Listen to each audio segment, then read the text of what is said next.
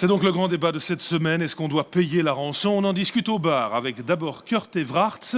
Vous êtes fondateur de K-Force Computer Solutions. Vous habitez Braine-l'Alleud et vous avez 34 ans. À côté de vous au bar, Georges Ataya. Vous êtes vice-président de la Coalition pour la cybercriminalité et prof à la Solvay Business School en charge de la direction des programmes de gestion et de la cybercriminalité. Vous habitez Uccle et vous avez 60 ans. Je vous rejoins donc messieurs au bar. Merci d'être venus ce soir. Merci bien. Vous serez la voix des entreprises. Bonsoir. Vous serez la voix donc des informaticiens.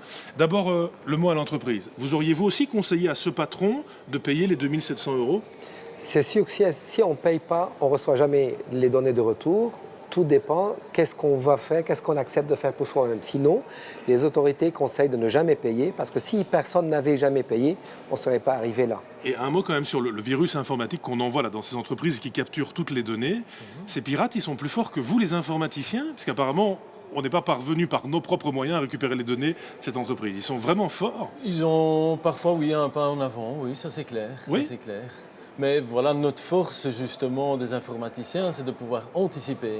Donc voilà, il y a les hackers, ben, ils seront toujours un peu en avant, mais voilà, nous on peut anticiper qu'ils arrivent jusque-là. Mais je prends le cas de cette entreprise de Bruxelles, donc on finit par payer. Vous seriez intervenu. Il vous faut quoi pour récupérer les données et donc lutter contre les pirates? Il vous faut 1 heure, 2 heures, il vous faut des jours?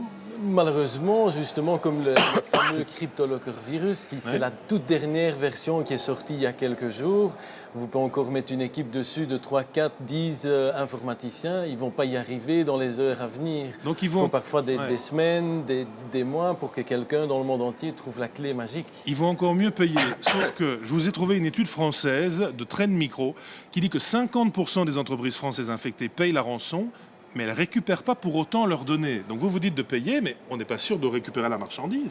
Absolument. Quelques tests seraient utiles au départ. Par exemple, envoyer des fichiers et leur demander, tiens, au moins montrez-nous que vous pouvez décrypter ces fichiers-là. C'est comme dans les films. Envoyez-moi une oreille pour me prouver qu'il est Ou un vivant. doigt. Ouais. Exactement.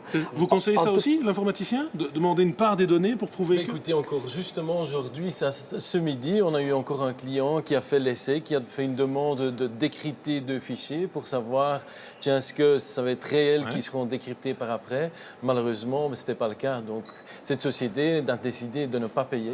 C'est ce que nous aussi, on conseille de ne pas payer, justement. On est prêt ou on n'est pas prêt dans les entreprises? Parce qu'on a l'impression, quand on suit la presse et on voit de plus en plus ce genre de cas, on a l'impression que les cas de rançon et des demandes de rançon se multiplient. En fait, la question n'est pas de payer ou de ne pas payer. La question, c'est qu'aujourd'hui, maintenant, on peut déjà faire quelque chose pour nous empêcher à jamais de poser cette question-là.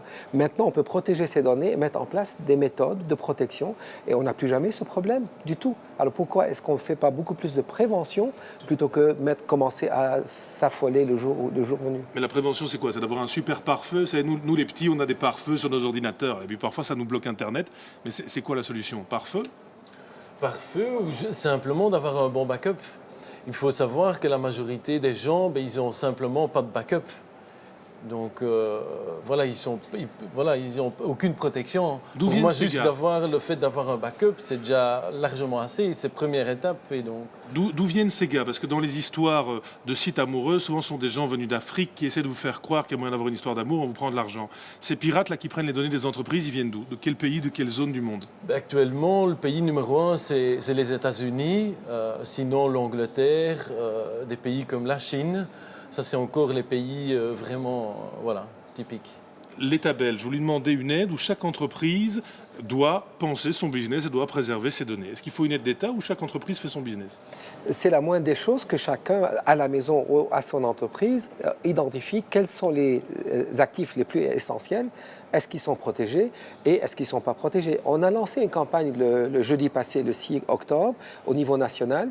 Vous pouvez aller sur safeonweb.be et vous allez voir comment on peut voir que des gens ne protègent absolument rien au niveau d'Internet et on ne peut pas concevoir une seconde qu'on ne protège pas ces données et que tout le monde peut arriver et voler tout. Ceci dit, c'est pas cher. Hein. Je reprends le montant payé par cette entreprise de vêtements de textile à Bruxelles, 2700 €. C'est la moyenne des rançons qui sont demandées en général? Oui, en moyenne, il faut compter, c'est entre 4 et 5 bitcoins.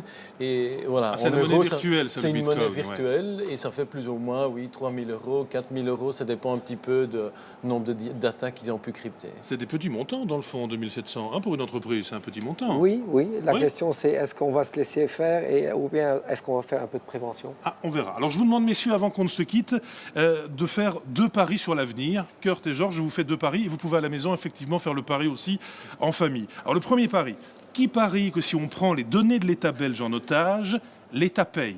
Kurt, est-ce que vous pensez que l'État payera? Non.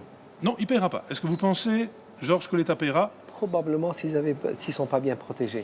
Est-ce qu'ils le sont? Ah, ils ne sont pas d'accord sur ce point-là. Deuxième pari de ce soir. Attention, ça nous concerne. Qui parie que les pirates n'arriveront jamais à pirater la RTBF?